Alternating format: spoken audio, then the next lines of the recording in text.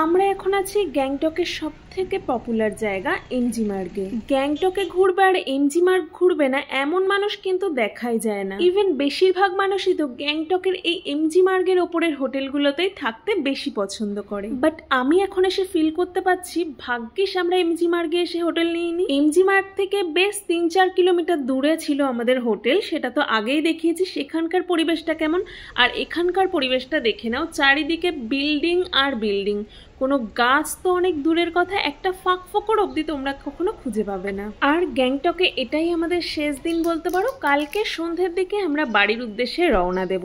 আর এখন যে সামনে লাল বিল্ডিংটা দেখছো ওটাতেই আমরা আগে ভিজিট করব, দেখব ভেতরে কি কি আছে। আর এই লাল বিল্ডিং এর ভিতরে যেহেতু বাজার, তাই এটাকে কিন্তু লাল বাজার বলা হয়। ঢুকেই দেখছি প্রচুর খাড়া সিঁড়ি চলে যাচ্ছে নিচের দিকে, আর তারপরে এরকম ছোট ছোট অনেক দোকানে। ওই দোকানটায় ঢুকি দেখি কি পাওয়া যাচ্ছে।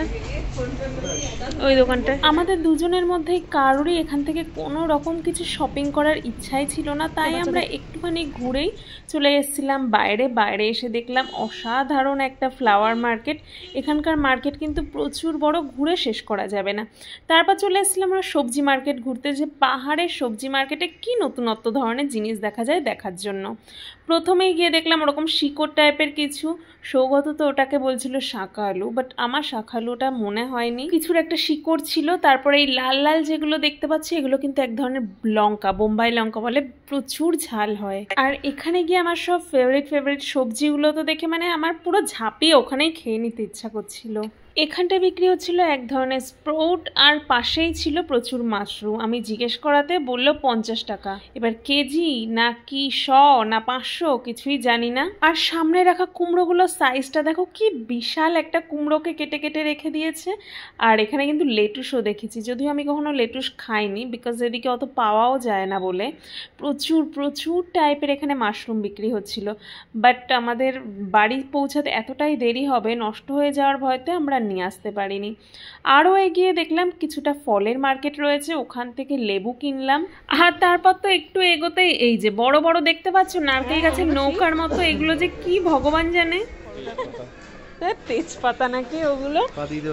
ওগুলো তেজপাতা ওগুলো।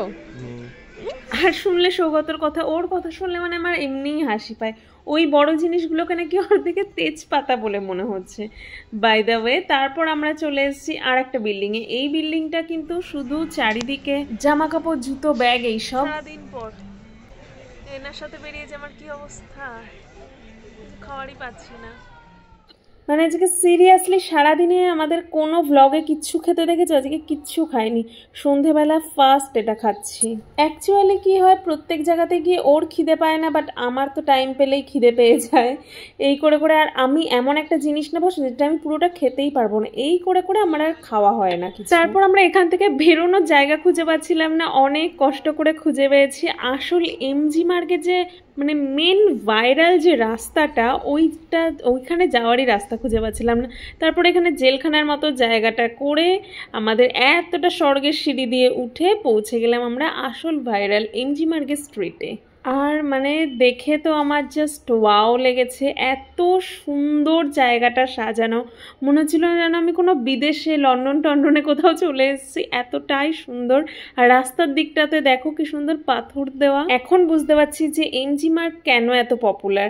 যতই পপুলার হোক না কেন, আমি যে হোটেল এখানে নিইনি তার জন্য কিন্তু আমি অনেক খুশি, কারণ আমি ঘোরা মানেই একদম চাই পাহাড়ের কোলে আমাদের হোটেল হবে, পাহাড়ের ভিউ যাতে এনজয় করা যায়। কি আর বলবো, সারাটা দিন সকালবেলা থেকে কোলাহল শুনতে হবে, এখানে থাকলেই ক্যাচর কোচর আওয়াজ হতেই থাকবে। যাই হোক, এটা একটুখানির জন্যই ঠিক আছে। আর পাশেই একটা ছিল দোকান যেখানে অনেক রকম গিফটস আইটেম, দেন কিছু ওয়াল হ্যাঙ্গিং, ডেকোরেটিভ আইটেম এগুলো বিক্রি হচ্ছিল। ওখান থেকে কিছু চুটকো চাটকা জিনিস কিনলাম। এখান থেকে বাচ্চাদের জন্য কিছু একটু কেনা হলো, শীতের পোশাক, এই ধরনের কিছু টুপি, গ্লাভস, এইরকম জিনিস ওখানে বিক্রি হচ্ছিল। আর এখানে ঘুরতে ঘুরতে কিন্তু আমার আবার খিদে পেয়ে গেছিলো, মনে হচ্ছিল কি খাই। তারপর আমরা এখানে আসছি, মোমো তো খেতেই হবে, মোমো খুঁজছিলাম। তারপর সবাই বললো যে এনার কাছ থেকে খেতে, এনার মোমো নাকি দুর্দান্ত। সেই গন্ধ বেরোচ্ছে, কেমন খেতে? তাহলে তুমি খাও, আমি ভিডিও করি বসে বসে। কি হলো, ঝাল? আমি টমেটো সস ছাড়া খেতে পারবো না। এমজি মার্গ উইথ সাথে চিকেন মোমো। আর চিকেন মোমোটা যে কি খেতে ছিল, কেমন লাগলো, সেই লেভেলের খেতে ছিল। আমার তো মনে হচ্ছে এক প্লেট দিলে আমি, আমাদের বাড়ির ওখানে যে মোমোটা আমি এক প্লেট কোনোদিন খেতে পারি না। আর এখানে কোথায় অনেক পিস ছিল, 10 পিস, এক প্লেটই আমি খেয়ে নিতে পারতাম। হ্যাঁ একটু সাইজটা ছোট, বাট সেই লেভেলের অসাধারণ সুন্দর।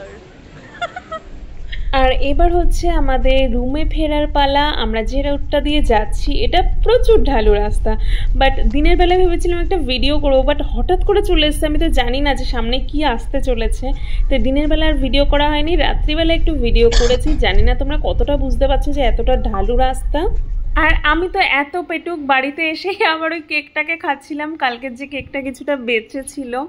আমার মানে খিদে যেন চরম খিদে পেয়ে রয়েছে, সারাটা দিন খাইনি। সারাদিনের খাওয়া আমি সন্ধেবেলায় খাবো বলে ঠিক করে রেখেছি।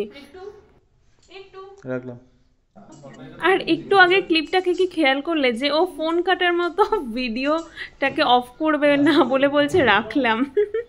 আর আমরা রুমে পৌঁছাতে পৌঁছাতেই দিয়ে গেছিল আমাদের আলুর চাপ। আর দেখো আমি তো ভিডিও করতে ব্যস্ত, হঠাৎ করে গরমটাতে মুখে নিয়ে আমার এই হাল হয়েছিল। আমি না পারছি গিলতে, না পারছি ওটাকে ফেলে দিতে, এতটাই টেস্টি ছিল। আমার তো আমাদের কর্মকাণ্ড দেখে নিজেরই মাঝে মাঝে মনে হয় আমরাই বোধহয় পৃথিবীর সব থেকে ক্রেজি কাপল। কি সুন্দর ছিল একটা ফটো তুলতে, অমনি চলে এসেছে। আজকে সিরিয়াসলি না কিছু না, আজকে কিন্তু একটু ঠান্ডা নেই, বলো আজকে একদম ঠান্ডা নেই। হ্যাঁ কিন্তু আমরা সোয়েটার পরে আছি না, অ্যাকচুয়ালি এর আগে যেখানে ছিলাম ওখানে এর থেকেও অনেকটা বেশি গরম ছিল, তাই না? কি উল্টো পাল্টা বলছি আর তুমি সিরিয়াসলি বলছো? এর আগে যেখানে ছিলাম এর থেকে গরম ছিল, এর থেকে অনেক ঠান্ডা ছিল, বরফ পড়ছিল, তার জন্য এইটাকে অতটা বেশি মনে হচ্ছে না। রাখো, খাচ্ছি, অনেক গরম, খেতে পাচ্ছি না। ঘোরাঘুরি এখানেই শেষ, কালকে যাব বাড়ির উদ্দেশ্যে। সব এখন এত সুন্দর অবস্থা, সব গোছাবো। আর এগুলো নিয়ে একটু সুন্দর করে ফটো তোলা হলো না আমার। তুলে দিচ্ছি কি, আমরা দুজন মিলে তুলবো, দুজন মিলে। আর চলে এলো এই গরমা গরম আলুর চপ। এখন গুছিয়ে টুছিয়ে কালকে সকালবেলা আমরা রেডি হয়ে বেরোবো। তো ইটস ডিনার টাইম। দেখো এখানে আছে ডাল, পাশে আছে চিকেন, তার পাশে আছে রুটি। আজকে আমাদের এটা ছিল হচ্ছে আলুর একটা তরকারি। এই দিয়ে আমরা আজকে সারবো হচ্ছে ডিনারটা। আবার দেখা হচ্ছে কাল সকালে। চলো তবে আজ যাই, আসবো আর একদিন।